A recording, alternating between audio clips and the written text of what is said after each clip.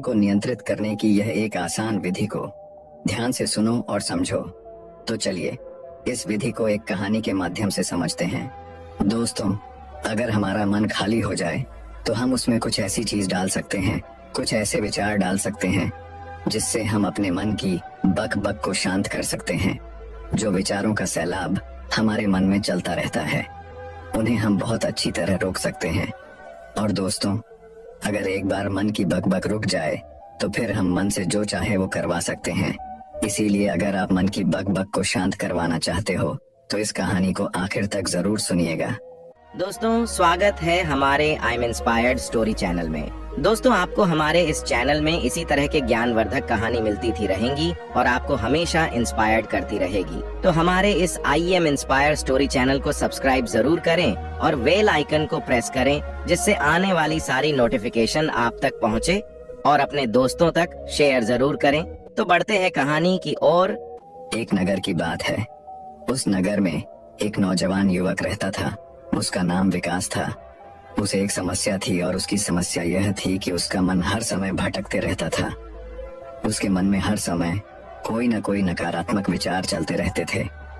उसके मन की बकबक कभी शांत नहीं होती थी। वो जब भी कुछ सोचकर करता तो कुछ अलग ही कर देता। कभी वो अपने अतीत के बारे में सोचकर पछताता था कि काश मैंने उस काम को उस समय कुछ ऐसा कर दिया होता, उस काम को वैसा कर दिया होता। या फिर वो अपने भविष्य के बारे में सोचता रहता और डरता रहता कि कहीं भविष्य में ऐसा हो गया तो क्या होगा, कहीं मैं असफल हो गया तो क्या होगा, अगर मुझसे कोई गलती हो गई तो लोग मेरा मजाक उड़ाना शुरू कर देंगे। और ऐसे ही कई सारे नकारात्मक और असफलता से भरे विचार उसके मन में आते रहते थे। विकास हमेशा ही अपने विचारों में खोया रहता। वह अपने विचारों से मुक्ति पाना चाहता था। विकास चाहता था कि उसके मन में कोई भी फालतू विचार कभी भी ना आए, लेकिन हर समय विचारों का सैलाब उसके मन में उठता ही रहता।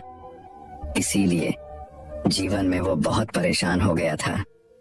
फिर एक दिन उसे किसी ने बताया कि यहाँ पास के ही जंगल में एक बौद्ध भिक्षु रहते हैं, उसके पास जाओ, वो तुम्हारी मानसिक समस्या का समाधान अवश्य कर देंगे। यह सुनकर विकास तुरंत ही बौद्ध भिक्षु के पास चला जाता है और अपनी सारी समस्या उन्हें बताता है। बौद्ध भिक्षु भी विकास की बातों को बड़े ही ध्यान से सुन लेते हैं और उसे कहते हैं कि तुम मुझसे क्या जानना चाहते हो। यह सुनकर विकास कहता है गुरुदेव, मैं अपने मन को शांत और खाली कराना चाहता हूँ।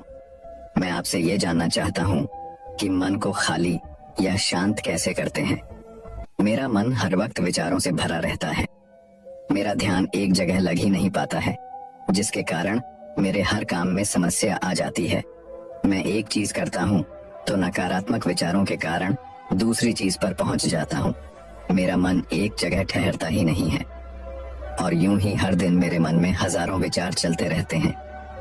और यह कब होता है, क्यों होता है, मुझे कुछ पता नहीं चलता। बहुत देर बाद मुझे एहसास होता है कि मैं क्या करने बैठा था और मैं क्या कर रहा हूँ। गुरुदेव, मैं अपने मन के विचारों से खाली कर देना चाहता हूँ। मैं चाहता हूँ कि मेरे मन में एक भी विचार ना आए। जब मैं चाहूं तभी मेरे मन में विचार आए। फिर बुद्ध भिक्षु ने कहा, किसी समस्या का समाधान तभी निकाला जाता है जब हम उस समस्या की जड़ तक पहुंच जाते हैं, समस्या को ठीक से समझते हैं और जानते हैं। आगे बुद्ध भिक्षु कहते हैं, जिस मन को तुम खाली करना चाहते हो, क्या तुमने उस मन को कभी थोड़ा बहुत भी समझा है, जाना है? ये सुनकर विकास ने कहा कि महाराज, मैंने अपने मन को जानने की बहुत कोशिश की है, लेकिन मैं जितना इसके बारे में जानता हूँ, मेरा मन उतना ही रहस्यमय हो जाता है। फिर बौद्ध भिक्षु ने उसी वक्त उसको एक घड़ा देते हुए कहा कि जाओ, इस घड़े में छोटे छोटे पत्थर भर कर लेकर आओ। फिर वह युवक वहां से गया और छोटे छोटे पत्थर भर कर लेकर आया और उस घड़े को बौद्ध भिक्षु के पास रख दिया। फिर बौद्ध भिक्षु ने उसी वक्त उससे कहा कि इस घड़े को तुम अपना मन समझो और इस घड़े में भरे पत्थरों को अपने विचार समझो। अब इस घड़े में और पत्थर डालो। उसी वक्त उसने घड़े में और पत्थर डालना शुरू किया। क्योंकि घड़ा पहले से भरा हुआ था, एक दो पत्थर डालने के बाद बाकी सारे पत्थर नीचे गिरने लगे। फिर बौद्ध भिक्षु ने उसी वक्त से कहा, रुको जरा, ध्यान से देखो, अब घड़े में पत्थर नहीं आ रहे हैं बल्कि पत्थर नीचे गिर रहे हैं, क्योंकि यह एक खड़ा है। जो इसमें आ सकता था वो आ गया। अब इसमें और पत्थर नहीं आएंगे। अगर दूसरे पत्थर डालने हैं तो पहले वाले पत्थरों को निकालना होगा। यह सुनकर उसी वक्त उसने कहा, गुरुदेव, मैं आपकी बात समझ गया हूँ कि आप मुझे क्या बताना चाहते हैं। हमें अपने मन को विचारों से ही खाली कर देना चाहिए। विकास की यह बात सुनकर बौद्ध भिक्षु मुस्कुराने लगे और कहा, पहले मेरी पूरी बात तो सुन लो, उसके बाद मन को खाली कर लेना। फिर बौद्ध भिक्षु ने उसी वक्त को कहा कि हमारा मन एक घड़े के बिल्कुल उल्टा है, क्योंकि घड़े को तुम पत्थरों से भर सकते हो लेकिन मन को विचारों से नहीं भर पाओगे, क्योंकि मन तो हमेशा खाली रहता है। यह सुनकर उसी वक्त उसने कहा, गुरुदेव, मुझे आपकी बातें कुछ समझ नहीं आ रही है। मन अगर खाली रहता है तो फिर हम उसे खाली करना क्यों चाहते हैं? फिर मन को खाली करने की क्या ही आवश्यकता है? फिर बौद्ध भिक्षु ने उससे कहा कि इस घड़े से एक एक करके पत्थरों को बाहर निकालो। विकास ने वैसा ही किया। वह घड़े में से एक एक करके पूरे पत्थरों को बाहर निकालता रहा और ऐसा करते करते अंततः घड़ा खाली हो गया। फिर बौद्ध भिक्षु ने उसी वक्त से कहा, देखा तुमने, जब एक एक करके तुमने पत्थरों को बाहर निकाला तो यह घड़ा खाली हो गया। अब तुम इस घड़े में कोई भी पत्थर डाल सकते हो, दूसरे पत्थर डाल सकते हो, या फिर उन्हीं पत्थरों को दोबारा डाल सकते हो। आधा भर सकते हो या फिर पूरा भी भर सकते हो। फिर वह युवक कहता है, गुरुदेव, मैं भी तो यही कह रहा हूँ कि मुझे अपने मन को खाली करना है। यह तो एक पत्थर है, इसे आसानी से निकाला जा सकता है और घड़े को खाली किया जा सकता है। लेकिन गुरुदेव, मैं अपने मन को खाली कैसे करूं? फिर बौद्ध भिक्षु ने कहा, इस घड़े में एक पत्थर डालो और दो पत्थर निकालो। यह सुनकर उसी वक्त विकास ने कहा, गुरुदेव, यह कैसे हो सकता है? जब इस घड़े में एक पत्थर होगा तो एक ही पत्थर निकलेगा, दो कैसे निकलेंगे? फिर बौद्ध भिक्षु ने उससे कहा, ऐसा नहीं हो सकता है, तो ऐसा करो कि इस घड़े में दो पत्थर डालो और चार निकालो। विकास ने कहा, महाराज, ऐसा कैसे हो सकता है? यह कोई चमत्कारी घड़ा तो है नहीं कि एक डालो तो दो निकल आएंगे, दो डालो तो चार निकल आएंगे। यह सुनकर बौद्ध भिक्षु ने कहा, यह घड़ा तो चमत्कारिक नहीं है, लेकिन तुम्हारा मन तो चमत्कारिक है। उसमें से अगर तुम एक विचार बाहर निकालते हो तो उसके साथ दो विचार आते हैं, और जब तुम उन दो विचारों को पकड़ते हो तो उसके साथ चार विचार निकलते हैं, और फिर ऐसा करते करते विचारों की एक लंबी श्रृंखला बन जाती है और फिर तुम कहीं नहीं रुकते। एक के बाद एक विचारों को पकड़ते जाते हो। यह मिट्टी का घड़ा तो पत्थरों से भर जाएगा, लेकिन तुम्हारा मन कभी नहीं भरता। वह हमेशा खाली है, लेकिन वह खाली नहीं करता। यह इस मन की माया है कि सब कुछ है लेकिन फिर भी कुछ नहीं। फिर उस युवक ने कहा, गुरुदेव, मैं आपकी बात समझ रहा हूँ, लेकिन क्या मैं हमेशा अपने विचारों के जाल में ही फंसा रहूंगा? क्या मन के इस माया जाल से निकलने का कोई रास्ता नहीं है? फिर बौद्ध भिक्षु ने कहा, इस मिट्टी के घड़े में आधे पत्थर भर दो। फिर उसी वक्त विकास ने ऐसा ही किया। फिर बौद्ध भिक्षु ने कहा, अब इन पत्थरों में से कोई एक पत्थर चुनो और उस पत्थर की एक छोटी सी मूर्ति बनाकर मुझे दे दो। मैं जानता हूं कि तुम एक अच्छे कलाकार हो। विकास ने एक पत्थर निकाला और उस पत्थर को बौद्ध भिक्षु के सामने ही तराशने लगा। पत्थर को तराशते वक्त उसे लगा कि यह पत्थर अच्छा नहीं है। फिर उसने दूसरा पत्थर घड़े से निकाला, लेकिन उसे वो पत्थर भी पसंद नहीं आया। फिर उसने तीसरा पत्थर निकाला, लेकिन वो तीसरा पत्थर भी उसे पसंद नहीं आया। उसका रंग अच्छा नहीं था। ऐसा करते करते उसी वक्त उसने सारे ही पत्थरों को बाहर निकाल दिया। उसी वक्त उसको ऐसा करते हुए बौद्ध भिक्षु बड़े ही ध्यान से देख रहे थे। फिर बौद्ध भिक्षु ने उससे कहा कि जो तुमने सबसे पहले पत्थर निकाला था, उस पत्थर को यह समझकर तलाश दो कि इसके बाद तुम्हारे पास कोई और पत्थर नहीं है और यह एक ही पत्थर तुम्हारे पास है। फिर उसी वक्त से, जैसा गुरुदेव ने कहा, उसी एक पत्थर को लेकर तलाशना शुरू किया और उसने उस पत्थर से एक बहुत ही सुंदर मूर्ति बनाई और बौद्ध भिक्षु को भेंट की और बौद्ध भिक्षु से कहा, गुरुदेव, इस पत्थर से इतनी सुंदर मूर्ति बन सकती थी, मैं ये सोच भी नहीं सकता था।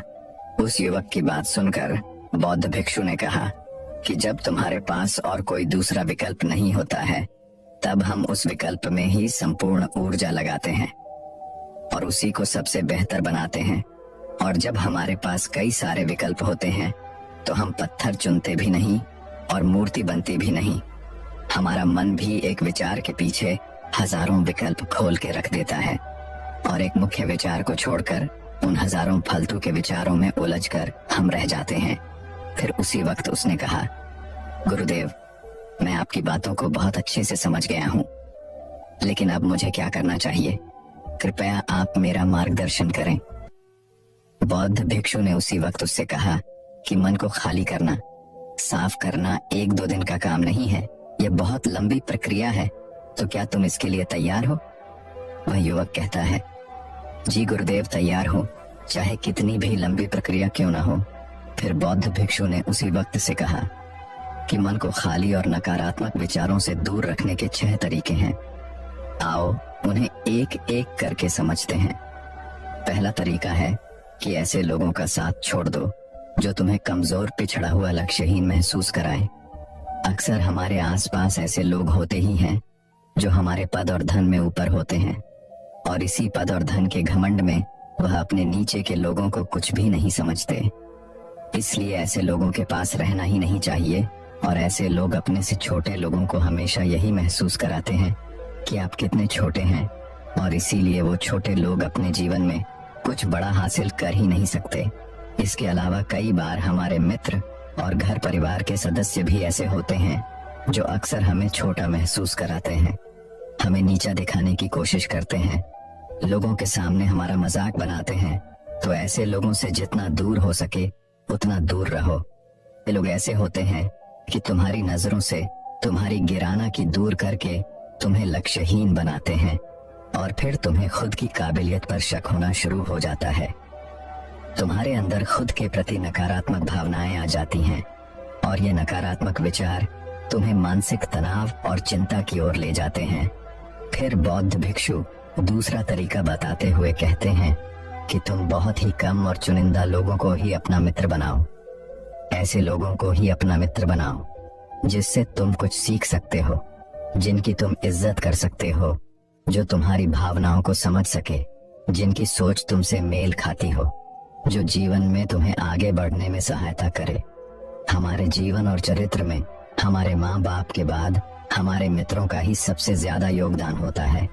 इसलिए मित्रों का सही होना भी बहुत आवश्यक है। ऐसा कहा भी जाता है, तुम उन 5 लोगों का प्रतिबिंब हो जिनके साथ तुम सबसे ज्यादा वक्त बिताते हो। अगर तुम्हारे आसपास के 5 लोग जिनके साथ तुम सबसे ज्यादा वक्त बिताते हो वे ईमानदार हैं, तो तुम भी धीरे धीरे ईमानदार होना शुरू कर दोगे।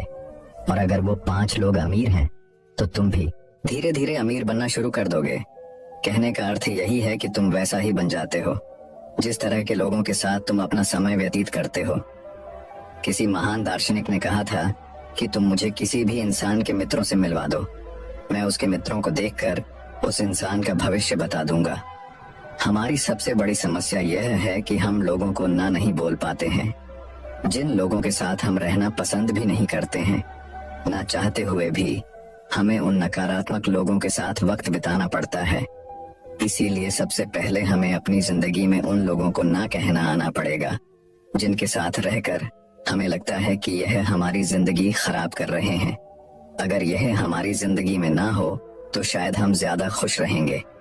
बौद्ध भिक्षु आगे कहते हैं, तीसरा तरीका है कि तुम कभी भी अपना अतीत नहीं बदल सकते, लेकिन तुम अपना भविष्य अवश्य बदल सकते हो।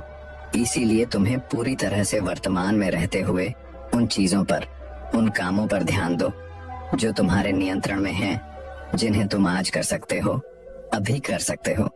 बौद्ध भिक्षु कहते हैं, मेरी एक बात हमेशा याद रखना, केवल वर्तमान में रहकर भविष्य को संवारा जा सकता है, अतीत में रहकर नहीं। इसीलिए वर्तमान में जीने की आदत डालो। चौथा तरीका है कि तुम स्वस्थ और पौष्टिक खाना खाओ।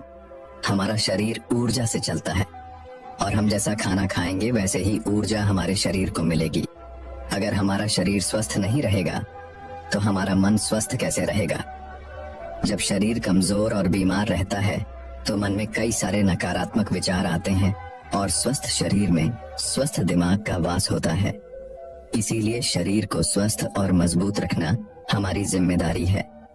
बौद्ध भिक्षु कहते हैं कि 5वां तरीका यह है कि रोज ध्यान करो। ध्यान करने का सबसे उपयुक्त समय सुबह या फिर रात को सोने से पहले होता है, लेकिन अगर तुम्हें ध्यान में गहरा जाना है तो सबसे उपयुक्त समय रात का ही होता है। रात में सोने से पहले ध्यान करने से नींद में भी सुधार होता है और बहुत गहरी नींद आती है। ध्यान करने के लिए तुम अपनी सांसों पर अपने मन केंद्रित कर सकते हो, या फिर तुम अपने मन में उठने वाले विचारों पर भी अपना ध्यान केंद्रित कर सकते हो। मन में उठने वाले विचारों पर ध्यान केंद्रित करने से ध्यान करने वालों का ज्यादा फायदा होता है, क्योंकि इसमें आसानी से गहरे ध्यान में उतारा जा सकता है। अगर तुम ध्यान नहीं कर सकते हो तो रोज खुद के साथ अकेले में वक्त बिताओ। खुद के व्यवहार को समझो। देखने की कोशिश करो कि मन में किस तरह के विचार उठ रहे हैं और क्यों उठ रहे हैं। बौद्ध भिक्षु आगे बताते हुए कहते हैं, छठा तरीका है कि तुम नए नए जगह घूमने जा सकते हो, क्योंकि एक पुरानी कहावत है कि एक लंबी यात्रा 100 किताबों के बराबर ज्ञान देती है। गौतम बुद्ध अपने जीवन काल में 9 महीने लगातार घूम रहे थे। उनके भ्रमण करने का यही कारण था कि नए नए जगह जाने से ज्ञान की प्राप्ति के साथ साथ मन को एक नयापन भी प्राप्त होता है। नई जगह घूमने जाने पर हमारा मन उत्साहित रहता है। फिर बहुत भिक्षु कहते हैं, मन के जाल में कभी मत फंसो। मन को खाली करने की कोशिश मत करो। जीवन में ध्यान करना सीखो। अपने ध्यान को केंद्रित करो। अपने ध्यान में एकाग्रता लाओ और जीवन में जो कर रहे हो उसे पूरी मेहनत के साथ अंतिम काम समझ कर करो। उस काम को ऐसे करो कि उसके बाद तुम्हें और कुछ नहीं करना है, और जब फिर दूसरे विचार पर कार्य करो तो बस उसी पर कार्य करो, किसी तीसरे विचार पर नहीं। मन के माया जाल से निकलना इतना आसान नहीं, लेकिन ध्यान करने से सब कुछ पाया जा सकता है। दोस्तों, आशा करते हैं आज के इस कहानी से आपने जरूर कुछ न कुछ मूल्यवान सीखा होगा। तो दर्शकों, चलिए अब इस विषय पर अगली कहानी की शुरुआत करते हैं। नमस्कार दोस्तों। कभी कभी यूं ही बेवजह किसी बात को लेकर हमारे मन में फिजूल तरह तरह के सवाल उठने लगते हैं। अगर कभी कोई हमें कुछ बात कह देता है तो वह बात हमारे मन में बार बार घूमती रहती है, और उस बात को लेकर हम अक्सर बहुत तनाव में आ जाते हैं, और इस वजह से हमारी सेहत पर इसका बहुत बुरा असर पड़ता है। तो इस बेवजह उठ रहे सवालों को कैसे हम शांत कर सकते हैं, बेचैनी को कैसे शांत करें, और हम इस तनाव से बाहर कैसे निकल सकते हैं, इस कहानी में मैं आपको गौतम बुद्ध की ऐसी 4 आदतों के बारे में बताने वाला हूँ, जिससे आप अपने जीवन में अपनाकर उस तनाव से बाहर निकल जाएंगे और अच्छे कामों में अपना जीवन व्यतीत कर एक अच्छी जिंदगी जी सकते हैं। यहाँ पर बताई गई यह 4 आदतें आपकी पूरी जिंदगी को बदल सकती हैं। अगर आप इन 4 आदतों को अपने जीवन में अपना लेते हैं तो फिर आप अपने जीवन को एक खुशहाल जिंदगी में बदल देंगे, और फिर आपका मन कभी भी बेचैन नहीं होगा, ना ही उदास रहेगा और ना ही बेफजूल के कामों में व्यस्त रहेगा। तो आइए इस कहानी को शुरू करते हैं। एक बार एक बौद्ध भिक्षु किसी पेड़ के नीचे ध्यान कर रहा था। तभी एक राजकुमार उस भिक्षु के पास आता है और उनसे कहता है, हे महोदय, आप हमेशा कहते रहते हैं कि ध्यान करो, लेकिन मेरे लिए ध्यान करना तो दूर की बात है। मैं कुछ समय के लिए अपनी आंखें बंद करके शांति से भी नहीं बैठ पाता हूँ। मेरा मन इतना बेचैन है कि ये हर समय कुछ न कुछ सोचता रहता है। मैं जब भी ध्यान करने बैठता हूँ तो मेरे अंदर विचारों का तूफान आने लगता है। लोगों के बारे में सोचकर, अपने जीवन की बीती घटनाओं के बारे में और अपने भविष्य के बारे में, और ऐसे ही ना जाने कितने सारे अजीबोगरीब विचार लगातार मेरे मन में आते रहते हैं। मैं इन्हें रोकने की बहुत कोशिश करता हूँ, लेकिन जब मैं इन्हें रोकने के लिए ध्यान करने की कोशिश करता हूँ तो मेरा मन अशांत होने लगता है और फालतू की बातें मन में उठने लगती हैं। तो मैं ध्यान को तोड़कर बैठ जाता हूँ। इतनी बातें कहने के बाद वह उस बौद्ध भिक्षु की ओर देखता है और कहता है, महोदय, कृपा करके आप मेरी इस समस्या का कोई समाधान बताएं। यह सुनकर भिक्षु ने कहा, मैं क्या समाधान बता सकता हूँ? सोचो, तुम्हारा ही मन है, लेकिन यह तुम्हें कुछ देर तक आंख बंद करके बैठने भी नहीं देता है। तुमने अपने इस मन को कितना आजाद कर रखा है? राजकुमार ने कहा, महोदय, मैंने बहुत सोचा, लेकिन मुझे अपनी समस्या का कोई समाधान समझ नहीं आया, इसीलिए मैं आपकी शरण में आया हूँ। अब आप ही कोई रास्ता दिखाइए। वृक्षों ने कुछ देर तक राजकुमार के चेहरे की तरफ बड़े ध्यान से देखा और फिर कहा, ठीक है, मैं तुम्हें अपने स्वामी गौतम बुद्ध की बताई गई 4 आदत के बारे में बताऊंगा। अगर तुम ये 4 आदतें छोड़ दोगे तो फिर तुम्हारा मन लगने लगेगा और तुम्हें कभी भी बेचैनी नहीं होगी। राजकुमार पूरे ध्यान लगाकर उस बौद्ध भिक्षु की बातें सुनने लगा। भिक्षु ने कहा, पहली आदत यह है कि दूसरों के मन को पढ़ना छोड़ दो। तुम और तुम्हारे जैसे ज्यादातर लोग यही गलती करते हैं कि वो दूसरों के मन की बातों को पढ़ने का प्रयास करते हैं, जैसे कि अच्छा सामने वाला मेरे बारे में ऐसा सोच रहा है, और यही एक आदत तुम्हें सबसे ज्यादा बेचैन और परेशान करती है। ज्यादातर समय पर लोग दूसरों के मन की बातों को गलत और नकारात्मक तरीके से ही पढ़ते हैं।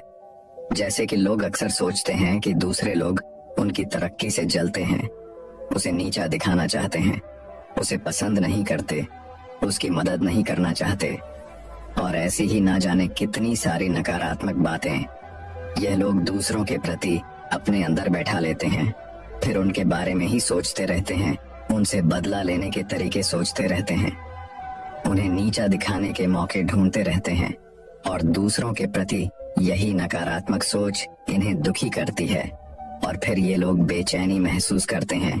इसलिए दूसरे लोग क्या सोच रहे हैं इसका अनुमान लगाना बंद करो। दूसरे लोगों के मन के विचारों को पढ़ने की कोशिश करना बंद करो। अगर पढ़ना ही है तो खुद के विचारों को पढ़ना शुरू करो कि तुम्हारे अंदर क्या चल रहा है। कहीं तुम नकारात्मक सोच, शिकायत या बुराई करने जैसी आदतों के शिकार तो नहीं हो रहे हो। फिर बौद्ध भिक्षु ने कहा, दूसरी आदत यह सोचना कि अगर असफल हो गए तो लोग क्या कहेंगे, कहीं लोग मुझ पर हंसेंगे तो नहीं। जो हंस रहा है उसे हंसने दो। लोगों की असफलता पर हंसने तो लोगों का धर्म है, क्योंकि अगर तुम सफल हो जाते तो यही वो लोग हैं जो तुम्हारी तारीफ करते, तुम्हें सम्मान देते, तुम पर गर्व करते। अगर तुम अपनी सफल होने पर दूसरों से तारीफ की उम्मीद करते हो तो अपनी असफलता पर उनके हंसने से तुम्हें दुखी नहीं होना चाहिए।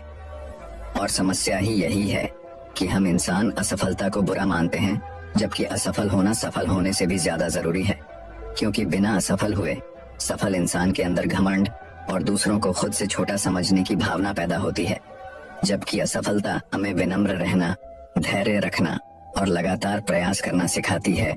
इसलिए असफलता को बुरा मत समझो, और अगर तुम्हारे काम में असफल होने की संभावना नहीं है तो इसका अर्थ है कि तुमने अपना लक्ष्य अपनी क्षमताओं से छोटा बनाया है। और अगर लोग तुम पर हंस नहीं रहे, तुम्हें ताने नहीं मार रहे हैं, तुम्हारी बुराई नहीं कर रहे हैं, तो इसका मतलब तुम अंदर से मरे हुए हो। तुम अपने मानसिक सीमाओं से बाहर जाकर कुछ नया करने का प्रयास नहीं कर रहे हो, क्योंकि असफल भी वही होता है जो कुछ नया करने का प्रयास करता है। और एक बात हमेशा याद रखना, अगर तुम्हारे अंदर असफल होने का साहस नहीं है तो तुम कभी भी कोई भी बड़ा लक्ष्य हासिल नहीं कर पाओगे जो तुम करना चाहते हो। इसलिए असफल होने और लोगों के हंसने से डरना बंद कर दो। बौद्ध भिक्षु ने आगे कहा कि तीसरी आदत यह है कि बेवजह समय को बर्बाद करना छोड़ दो। लोगों को लगता है कि वह समय को काट रहे हैं, लेकिन असल में समय हर बार उन्हें काट रहा है।